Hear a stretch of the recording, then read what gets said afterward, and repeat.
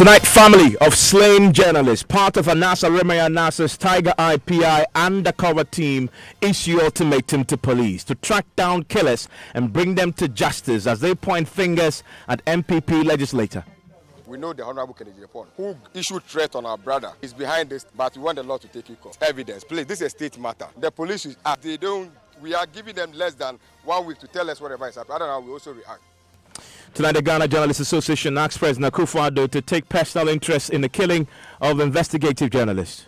We also appeal to His Excellency the President, Nana Addo Dankwa Akufo-Addo, to take personal interests in seeing to the bottom of this matter. We also hear from NPP MP for Assin Central, who has been reacting to calls from lawyers of Anasa Remaya Nas for him to be interrogated by the police. If Anas is saying, or his lawyer is saying I should be picked, they should pick Anas and his lawyer first. Why? The police tell us they have already interrogated him. We have details of all that for you tonight.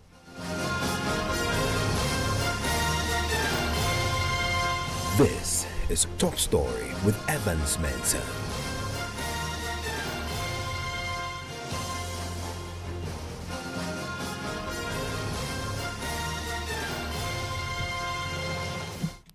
The story is always brought to you by Bond Savings and Loans. Your success, our passion. GASM, the nation builder. Vodafone, the future is exciting, ready. And Nationwide Medical Health Insurance, your healthcare family.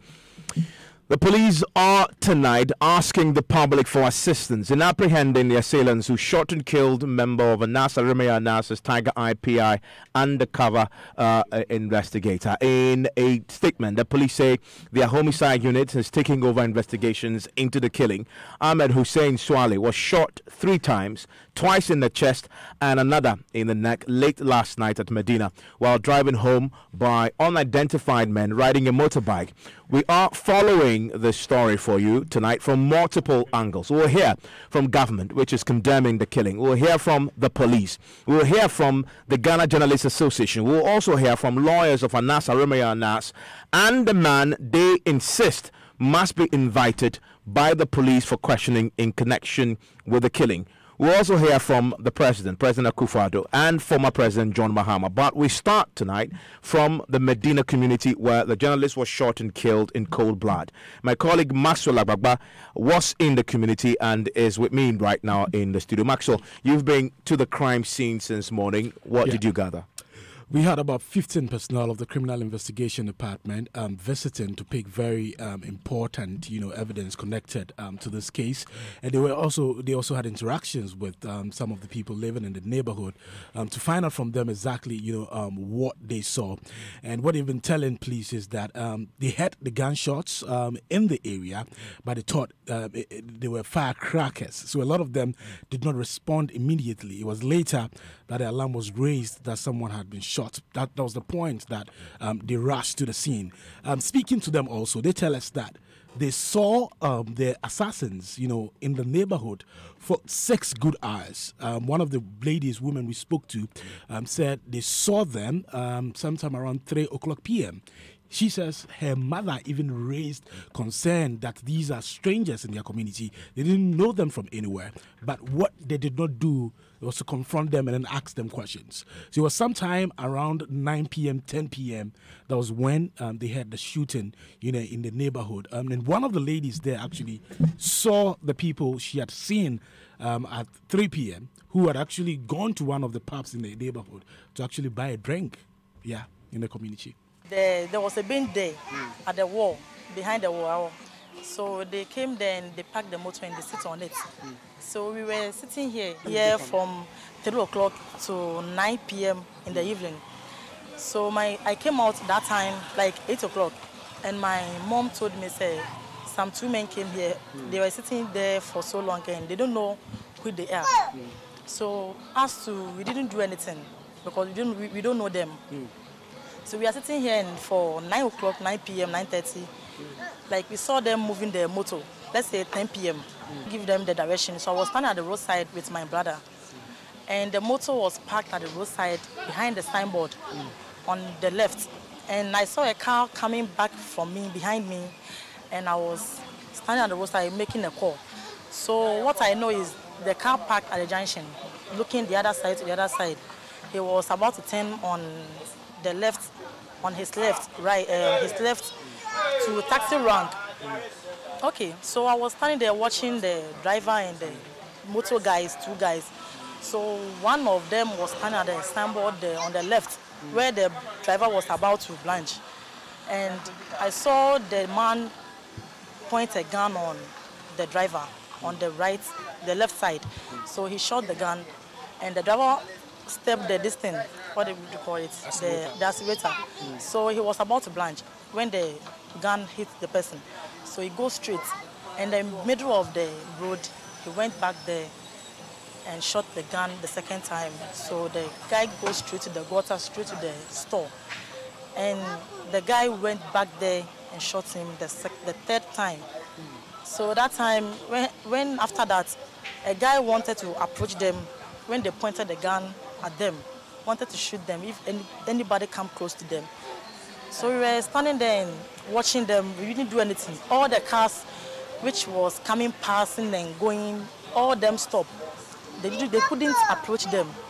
So we were standing there watching them when they left, and we went to the car and we called the policeman, Madina Police.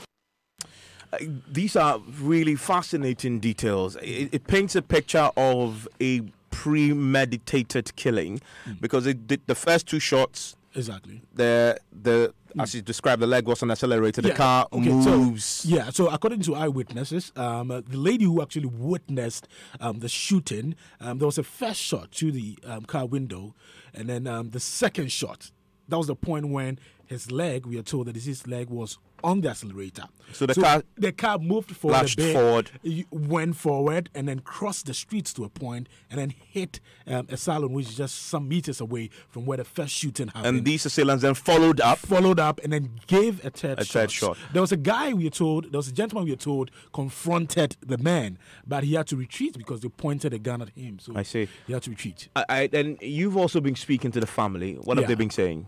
Well, some of the family members actually fell short, of mentioning names, although they are pointing fingers to a legislator in Ghana's parliament. They did not mention names. Some of them we also spoke to actually mentioned, one of Ghana's MPs and said that he had threatened, him in the past. So they are putting the blame right at his doorstep. He's saying that they are giving the Ghana Police Service less than 1 week to find the perpetrators, else they'll be forced to respond. After work, we all gather at this place. That's where we just sit. Sometimes we can sit there till 2:00 a.m. before we all disperse. That is when it's Friday, that's weekends. We can sit up to 2 a.m. before we disperse. And yesterday, what happened is that we were here, and when he received a call that one of his children is not feeling well. So he reported that he was going to take the boy to the hospital. So he took his car. As he was approaching the junction, we heard a gunshot. So we were saying, why are they still doing knockouts when the Christmas is over? And before we could realize, a gentleman ran towards us and said, they have killed your brother. We rushed to the scene and we found him in the car. I think because they shot him, he was forced to cross the road and hit the other store. We are calling on central government to ensure justice is done. This is a threat to all the journalists in this country. This is a threat to justice. And government must use its authority and ability and capacity to ensure we get that justice in time and there should be no delayance on this. The guy has a family. The family has no authority. We don't have the capacity to fight whoever has made threat on his life. Those who have the world without money and political power, we are sure they are behind us. But as to who, specifically, we will not be able to mention. And that is why we are relying on government heavily to ensure we get justice. Or else, we ourselves would demand the justice in a way that is appropriate to us. Justice must be given to us as immediate as possible, and that is what we demand for. People cannot just come out and start killing individuals just because they have authority and power. Guns, we have no idea where they got their guns from. We have no idea who authorized them to come and do the killing. But what we know is we are powerless, but God is there. And God is with us in this fight. And government must be with us, or else government will be exposed. If government wants us to have peace, government wants us to have peace in this country, criminals of this sort must be tracked down. So we are pleading with government to do the right thing. But everybody is more or less exposed to the facts out there. Evidence is out there. People have made threats on TV. But because of security reasons and caution of police, we will not be able to speak to them. I am sure the police service will investigate and call all persons that they deem fit to be investigated. On the line with me right now is ACP David Eclue, who is the Police Director of Public Affairs, is on the line with us. Thank you, sir, for your time here on Top Story. Okay. Hello, ACP David Eclue. Yeah, good evening. Good evening. Thank you very much for your time here on Top Story. Thank you. Great. So what progress have you made so far, sir, since the statement came a short while ago? I know you were asking the public to assist with information. Yes, before the statement came a short time ago, very important steps have been taken. Detectives from the CID headquarters have visited the scene. They have spoken to a lot of people and gathering further information that will help us get these perpetrators to face the full rigors of the law. I think there have been an issue about the tape that is attributed to Honorable Kennedy Agyapong. We have spoken to him, and then we have also requested the original tape from Net 2, where the recording was done, to assist us in investigation. That is what we are doing now, and we are working pretty fast. We are in touch with the family to make sure that we get these criminals to face the full rigors of the law. And the reference you made there to that tape, it's I guess is the tape on which Mr. Agyapong is seen in the wake of the number 12 documentary showing the face of Ahmed Swaleh, who is now dead, and in which he says that if he found on the premises, they should beat him up. Yeah, that's the tape we are referring to. And as I said, we have he has been interviewed, and we've requested for the original recording to help us in our investigation. So, and then this must be very swift because he was on our premises a short while ago, Kennedy Agyapong. He appeared in passing, or this is a phone conversation? It was a one-to-one interview. Our officers went to meet him. I think after he was in your premises, we are aware, and after that he was contacted and interviewed person to person. Okay. At this moment, how would you do this? Is he a person of interest, or this is just assisting with investigations? We are conducting preliminary investigation, and any name that we think or any other information that we think would assist us, we'll get that information to help us build a solid case. And we've heard from eyewitnesses who've told us he was shot 3 times. Is that the same account you have at the police? The body is at the police hospital. Post-mortem will be conducted, and all those details will add up to what we are going to see, what would help us build the docket. For now, we are listening to eyewitnesses, and I hope we have put out some information, and they will help us in at least. What we know is that those who committed this crime have been around our environment for a while, and as we have already indicated, we've been putting out every week crime prevention tips. I believe that if somebody had alerted the police, perhaps would have saved our colleague. So we are emphasizing that people should pay attention to the weekly crime prevention tips that we put out, so that some of these issues that raise suspicion within the community can quickly be brought to the attention of the police so that we can act on it. And another question that is coming up, we know because of the nature of the work he did and the others did, there were always persons that could be exposed to this sort of danger. I'm wondering whether in the wake of this very tragic incident, what the police is taking to, I guess, give protection to the other members of the Tiger Eye PI team.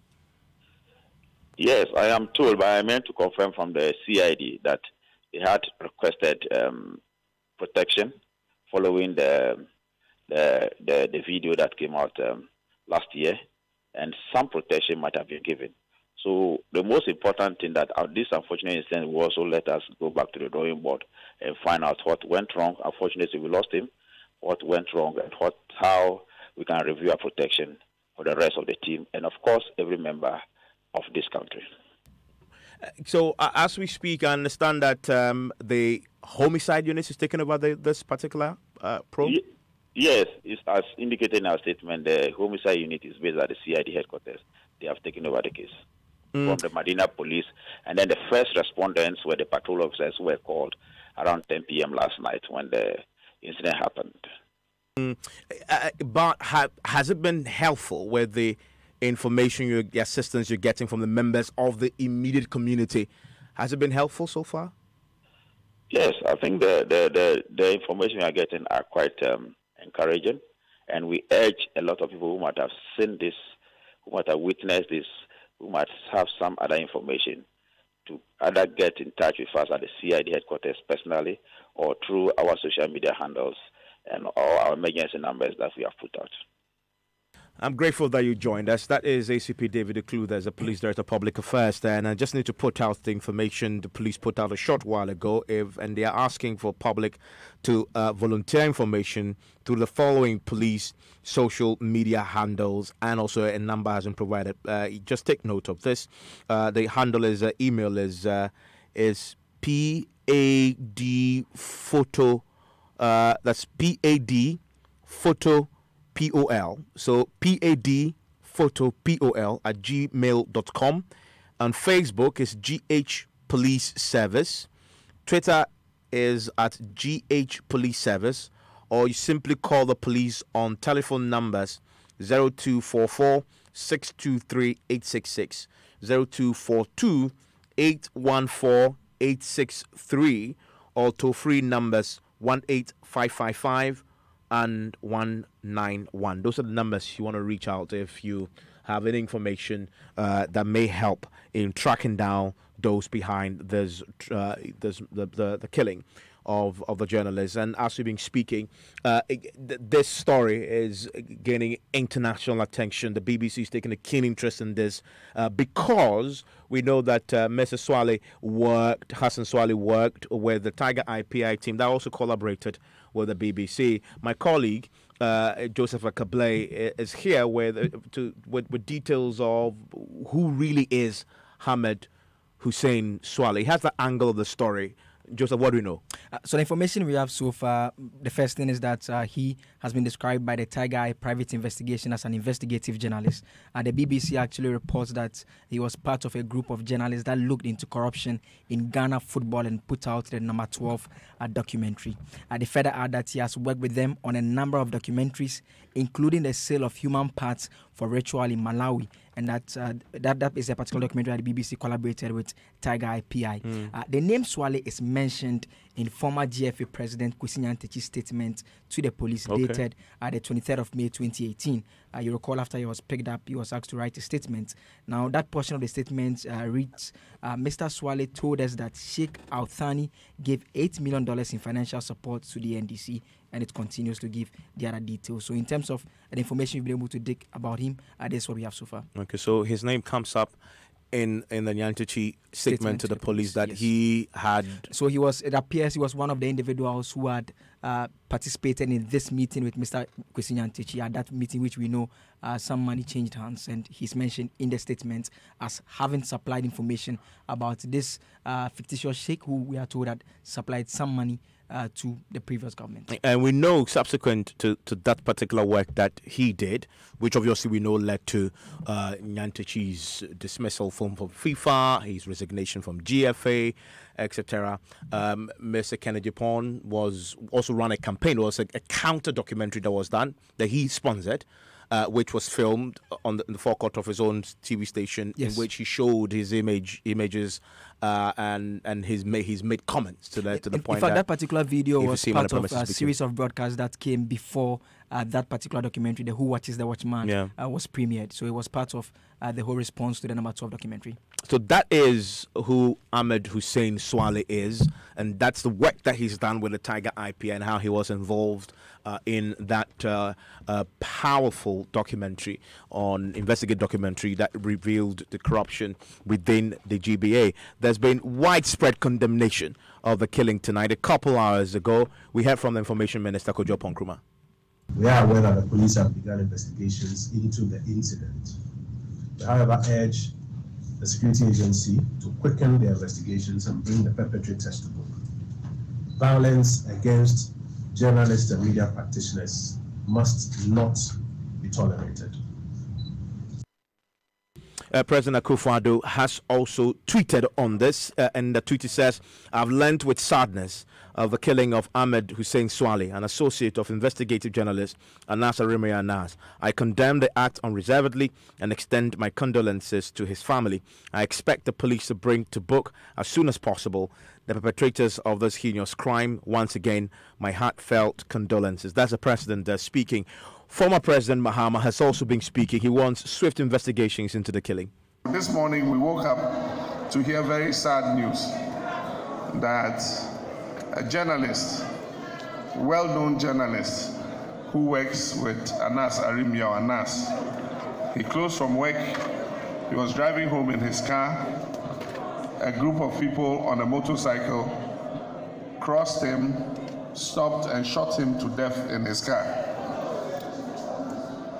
And I'm saying that for a democracy like Ghana, that has gained a worldwide reputation as the model of democracy in Africa, things like this should not happen. Journalists should not be killed in cold blood because of the work they do. But recently there's been a spate of killings, and we urge the government and the investigative agencies to be up and doing and bring these perpetrators of these dastardly actions to justice. There's a lady who works with Ghana Ports and Harbours Authority who was recently killed in her bedroom at night. And so we urge our police service, we know they are very capable people, and so we urge our police service, our CID and our BNI to be up and doing and bring those who have committed these crimes to justice. There are other deaths. A deputy managing director of Ghana Water Company was killed. Other deaths have occurred recently. It creates a state of insecurity and fear in our country, and I think that government should pay attention to this. Madam Wasi. Well, that's John Dramani Mahama, the NDC's 2016 presidential candidate, and of course former president as well. Anas Arimi Anas himself has today joined the Ghana Journalists Association to address a press conference that strongly condemned the killing. My colleague Kwesi Parker-Wilson was at the press conference and joins us in the studio. So, Parker, Anas himself showed up today at the press conference. Yes, himself. With a team, or he came alone? Oh, with a team. He was in the company of about 5 individuals, from the Tiger IPI team. And in fact, when we saw him at the press center, we thought that he was there to deliver a speech, address the press because of what had happened to one of his team member. But unfortunately, we didn't get a word from him. The DJ president had to, address us. And did he come with police protection? We just heard from David Declue, the ACP David Declue, who says that he needs to confirm this. But apparently, in the wake of the number 12 investigation, they had requested for police escort and police protection. He cannot tell us that. But did you see him there with police? No, there was no police protection around him. At least uniform police protection. It might be that it might be. Yeah. So I think one thing I observed or noticed was that there was this masculine guy around him, and Anas to be precise, who was more like trying to protect him from us, the media. And personally, I wanted to even engage him, but he prevented me from getting close to Anas. So then I realized he was given a bodyguard. What's the DJ's position on this? Well, DJ clearly is devastated by what had happened, and for them, they're saying that the elimination of Ahmed passes as Ghana's version of the infamous killing of Saudi journalist Jamal Khashoggi. And what they are expecting is that they say the Ghanaian media clearly is under attack. One in his neck at close range. The DJ is totally devastated by this heinous crime, and we believe every decent-minded Ghanaian equally be. By its sheer execution, the elimination of Ahmed passes as Ghana's version of the infamous killing of Saudi journalist Jamal Khashoggi. This is indeed a sad day for not only the media fraternity in Ghana, but the country as a whole. Colleagues in the media, this is not the first time journalists have been murdered in cold blood in recent memory. We recall the murder of the former chairman of the Ashanti Region branch of the GJ, Samuel Enin, who was similarly shot and killed in February 2007. The murder of King George Abanga, Peace FM correspondent Agosu, on September 16, 2016, and broadcast journalist Portia Ama Ajewa of a local radio station in Bekwai, who was stabbed to death in April 2018, are still fresh in our memory. These killings, in addition to rampant assaults against journalists in recent times, sent a worrying signal that the media are under serious attack in an area when civility and rule of law are expected to reign the thoughts and actions of our society. So, Evans, it didn't end there. He made a passionate appeal to the president and Adamko Akufo-Addo to take personal interest in saying to the bottom of this matter and again charge the judiciary to deal mercilessly with anyone found guilty.